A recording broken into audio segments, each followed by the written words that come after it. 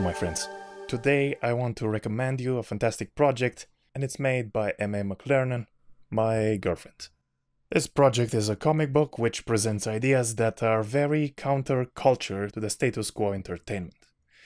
I really think you will enjoy this one, as it presents us with a future where a totalitarian AI wants to take over and spread through the city, drugging people out of their feelings to keep them under control. In our day and age, we have more and more people who want to merge with the machine and ascend into an AI consciousness, upgrading progressively to the singularity, a hive mind of perfection. We see the idea being promoted in games and movies more and more in a positive note. As Elon Musk says, if you can't beat them, join them. Well, I disagree with that. And I also disagree with these new cyberpunk groups on Facebook and Discord that want a socialist technocratic system and say things like kill capitalists and think every corporation is evil. Not to mention the lack of spirituality and the will to destroy it. These people just want to destroy God and join the immortal hive mind AI Borg. And this is what this comic book, that I hope you will check out and support on Kickstarter, talks about. It explores the idea of what would happen in a world where we wanted too much to be more than human, the dangers of such a world, but also presents us with hope and how you can't completely destroy humanity. And that's where the Hackbloods come in.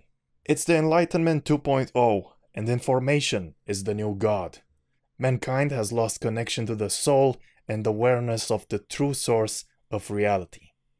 In this nihilistic world, we are kept asleep. But it is a dreamless sleep. This very much reflects reality. Mankind is definitely more and more less interested in feeding their soul, but rather they spend most of their time feeding their bodies and doing worldly things.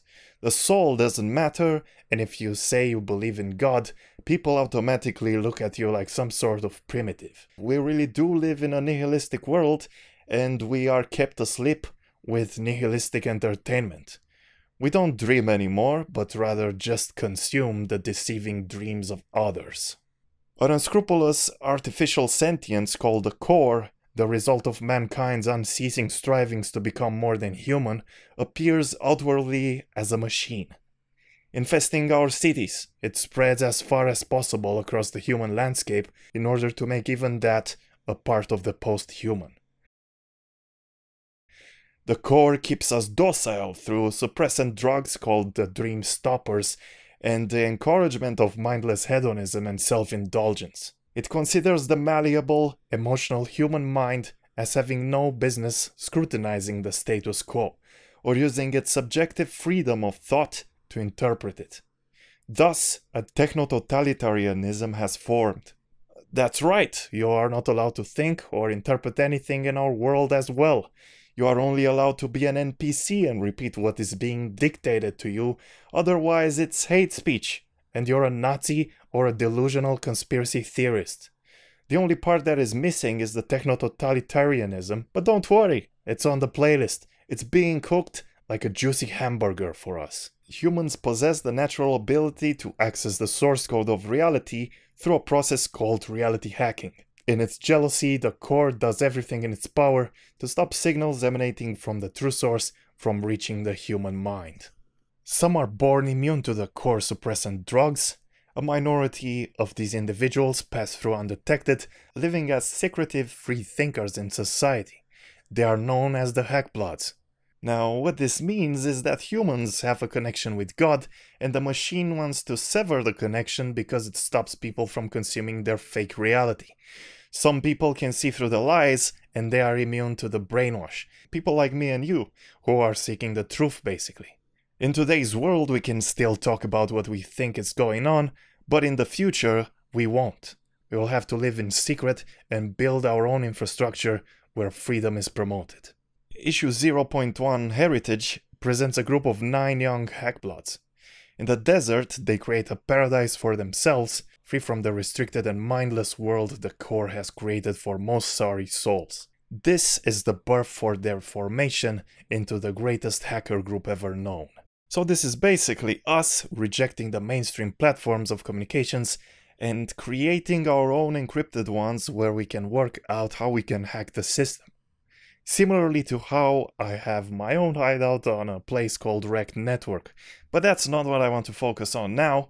What I want to focus on now is telling you how this comic book, through its metaphorical nature, spreads the truth about our world, and we desperately need that in an entertainment world ran more and more by the New World Order and their NPC SJWs. Let's promote the alternative, crowd-funded projects that really speak to us. I really hope you will check out this comic book project and decide to do a one-time pledge, because in doing so you are promoting the cultural revolution.